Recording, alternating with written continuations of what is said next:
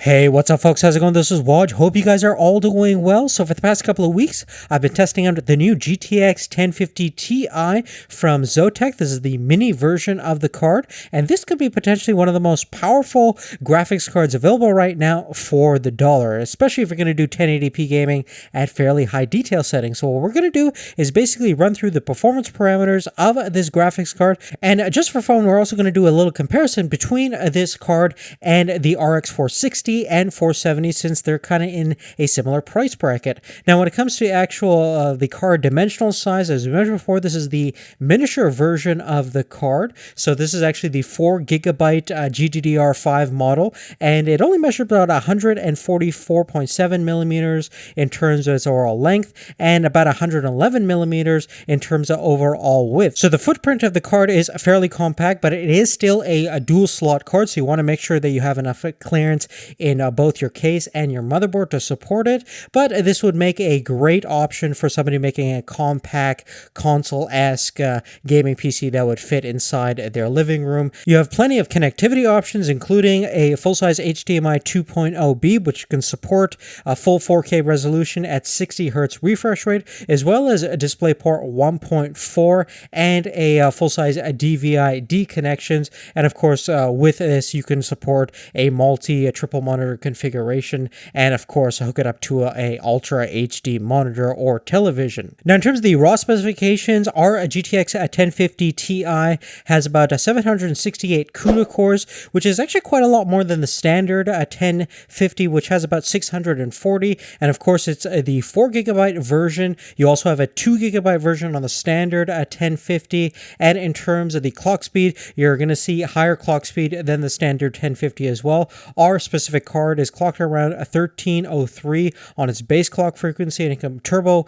or boost up to 1417 megahertz. And if you do want to play around with a little bit of overclocking, you can increase the frequencies. I actually managed to get a 4 to 5% performance increase with some of my overclock settings. In terms of the memory parameters, it has a 7 gigahertz memory clock speed, and the bus is rated at 128 bits. Now, since this card is fairly power efficient, there's actually no connector for a 6-pin connector, and all the power gets sent directly through the PCI Express slot on your motherboard. Now, in terms of the actual gaming power consumption itself, isolated, the GTX 1050 Ti pulls around 78 watts at full gaming load based on our measurements, and consequently the RX 460 is just a little bit more efficient, but kind of in the same ballpark of 76 watts. And by contrast, the RX 470, being a lot more power hungry, pulls a lot more watts, almost double, at 135 watts in similar gaming conditions. Now, the temperatures on these graphics cards are fairly similar when it comes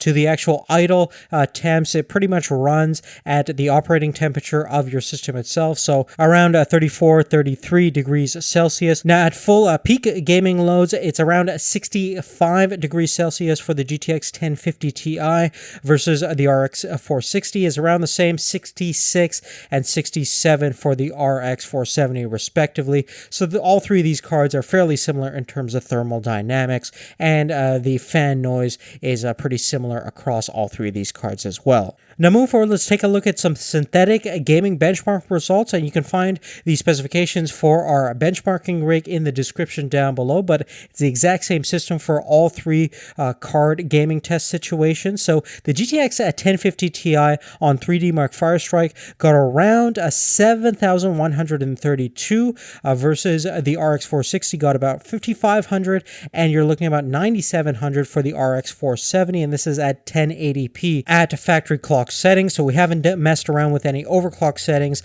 on any one of these GPUs. Now, a 3D Mark Time Spy, a DirectX 12 synthetic benchmark at 1440p, you're looking at about 2,734 on our 1050 Ti. RX 460 gets around just above 2,000 points, and you're looking at about 3885 on the RX 470. Now, with that being said, let's actually take a look at some of our real-world gaming benchmark results. All these games have been tested at 1080p resolution at fairly high detail settings. So let's see how the 1050 Ti fares up against the other two AMD-based GPUs.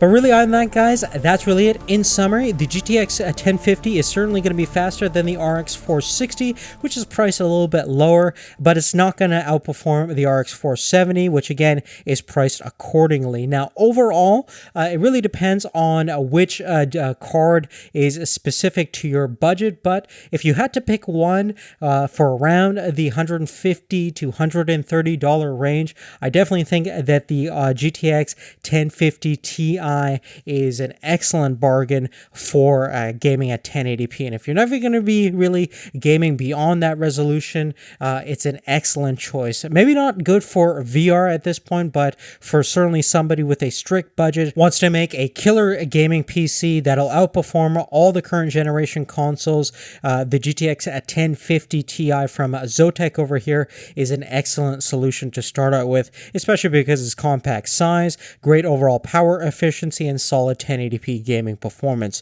But really, other than that, guys, that's really it. Big thanks to Zotac for supporting our channel, giving us the opportunity to review awesome GPUs like what we have over here. If you have any specific questions, let me know. And thanks for watching again. We'll see you later. Take care.